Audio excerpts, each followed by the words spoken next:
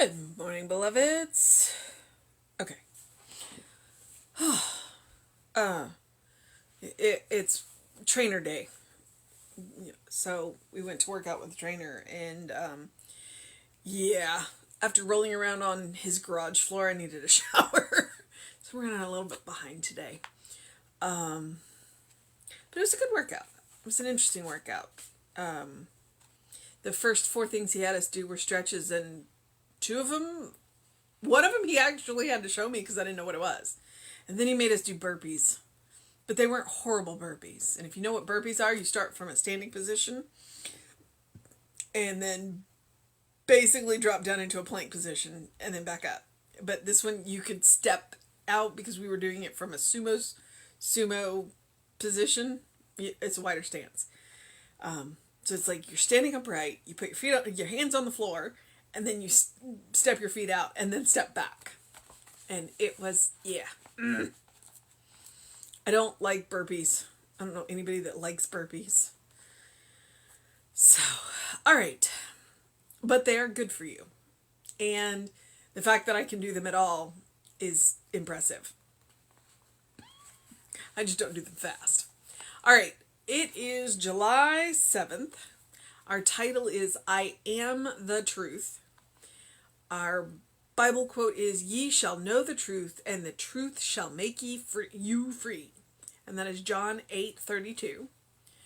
Jesus implies that there is a truth which, known, automatically will demonstrate itself in our experience. What could this truth be other than a consciousness of our union with life? It is wonderful to contemplate the spiritual and exalted idea of truth. That truth which frees us from the tyranny of fear and the thraldom of fate. It is not in our stars nor in our environment that we should look to discover this pattern of truth. The truth which Jesus proclaimed would make us free lies only in the conscious communion of the soul with its source. The conscious union of man with God. The conscious union of the heart's desire with the source of its being. Be yourself today, regardless of what happened yesterday. We are in bondage only to a false sense of the self. We are in bondage because we judge the possibility of the future by the limitations of the past. We are in bondage because we do not realize that. He maketh all things anew. Today, I commune with the spiritual truth in everything. Today, I know that the truth makes me free from fear, doubt, or uncertainty. Today, there is a song in my heart which I gladly proclaim, that truth which is the revelation of divinity through humanity. Okay. Today, there is a song in my heart as I gladly proclaim that truth, which is the revelation of divinity through humanity. Okay. One of the consistent drum beats of Ernest Holmes is consciousness, consciousness, consciousness. And I realize that I use interesting analogies. I use a lot of computer analogies. My mother's an engineer and I grew up with computers. And I also use a lot of musician analogies because I wasn't, well, I don't know that you ever was a musician. It's like once a musician, always a musician. So the drum beat, because the drum beat drives the song. The drum is the one that speeds up, slows down, it's like all the other musicians have to follow the drummer regardless of how they feel about it. So the drum beat that Ernest has is consciousness. Know who you are. Know who your source is. If you know that, then everything else falls into place. You are a child of God. You are a beloved child of God. Your source is God. Your source is spirit. The source of everything is spirit. So the truth that Ernest is really pushing here is to be conscious of that all the time, or at least as much of it as you can. Because the more conscious you are of who you are, the less things that happen in the material world will throw you. Because things happen. Lots of things happen that we would prefer not to happen, but they happen because we are in relationship. And so we go back to who we are, and we go back to who our source is. And then when things happen, it's easier to let them go. It's possible, and this is me speculating, that sometimes we hold on too tight.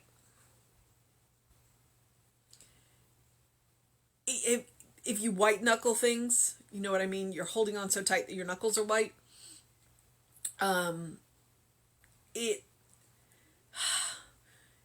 It's hard because you're using your own willpower. And it's also, you tend to sweat, and then your hands get slippery, and then it makes it hard to hold on. It's like the whole time, if you had used a lighter grip because you knew who you were, because you weren't afraid of losing, which then we can talk about Buddhist and attachment, it might go easier. And that goes back to knowing who you are and trusting your source. So, I am the truth. Ye shall know the truth, and the truth shall make you free. That's John 8:32, just in case. Okay, so Jesus implies that there is a truth which, known automatically, will demonstrate itself in our experience. What could this truth be other than the consciousness of our union with life? And you're kind of like, what? The consciousness of our union with life. It is wonderful to contemplate this spiritual and exalted idea of truth. That truth which frees us from the tyranny of fear and the thraldom of fate. The tyranny of fear and the thraldom of fate, because we know who we are. Because we know what our source is. Because we are not looking outside of ourselves for the source of our own being. Because we go within. Because we go within and meet the source of our own being welling up from within us. And we stop looking outside. It does not mean that we do not get information from outside. It does not mean that amazing things do not come to us from outside. But in the end, everything that we are comes from there. And when we can hold that, then everything that happens out here has a lighter touch. I'm not going to say it doesn't affect us, but it has a lighter touch. It doesn't leave handprints. It will leave fingerprints, but it doesn't leave handprints. It is not in our stars nor in our environment that we should look to discover this pattern of truth. It comes from the inside. So don't look up, don't look around, look within. The truth which Jesus proclaimed would make us free lies only in the conscious communion of the soul with its source. We go within. That's what spiritual practice is for. Whatever kind of spiritual practice you choose, meditation, prayer, treatment, reading sacred literature, listening to sacred literature being read, listening to chants, singing, whatever it is that, the conscious union of people with God, the conscious union of you with God, the conscious union of the heart's desire with the source of its own being. Because what is the heart's desire? The heart's desire is love. And what is the source of our own being? Well, spirit. Well, spirit is love. A conscious union with love. A conscious union with love with a capital L. A conscious union of the love that is so big that we cannot grasp the edges of it. We can't see the edges of it. A conscious union with the love that is infinite. conscious union with the love, that we are smack in the middle of it, and it is constantly surrounding us to the point that we can't necessarily see it, but if we are willing to let ourselves feel it. And that's a scary prospect. That's a scary prospect, to let ourselves feel that infinite love. To let ourselves feel a love that has no attachment and no judgment. I don't know that we know what that feels like. A love with no judgment. And the prospect of it is both terrifying and awful. And when I say awful, I mean awful. Full of awe. Huh. Okay. I'm getting really close to freaking myself out right now because I'm contemplating that kind of love. I'm contemplating a conscious union with that kind of love. Be yourself today, regardless of what happened yesterday. And that's in quotes. No idea who said that, but be yourself today, regardless of what happened yesterday.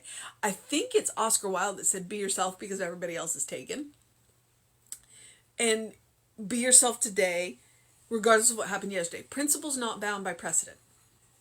So that's part of it. And the other part of it is you're here for a reason. You are here as yourself because God, Spirit, needed you exactly as you are to have the experiences that you are having. And there's no point in being anybody else because you can't have their experiences for them. You have your experiences. We are in bondage only to a false sense of self. Know who you are. We are in bondage because we judge the possibility of the future by the limitations of the past. Principle is not bound by precedent. Just because it has happened this way every time doesn't mean it has to keep doing that. It can stop today. It can absolutely stop today. And part of that is knowing who you are. Who are you? A beloved child of God. We are in bondage because we do not realize that, quote, this is a Bible quote, He maketh all things new. God makes all things new. Go back and look at quantum physics. Quantum physics tells you that every moment the quantum field collapses into a new arrangement. Every moment. So from one minute to the next, it can be completely different if you're willing. And I know that that's a big ask. I know that that's a big ask. And maybe we're not ready for that. But we can collapse the quantum field and make a little different. And then we can do it again. And it comes back to knowing who we are and knowing that we have the power to collapse that quantum field into a new arrangement. Today I commune with the spiritual truth in everything. Today I know that the truth makes me free from fear, doubt, and uncertainty because I know who I am and I know what my source is. Today, there's a song in my heart as I gladly proclaim that truth, which is the revelation of divinity through humanity. So our mission today, should we choose to accept it? Our mission today, should we choose to accept it, is to be ourselves today, regardless of what happened yesterday. And you can look at me like I have lost my mind. Our mission today is to be ourselves. Yes. Our mission today is to be ourselves. To be that beloved child of God in whom God is well pleased, always and forever. That's the mission.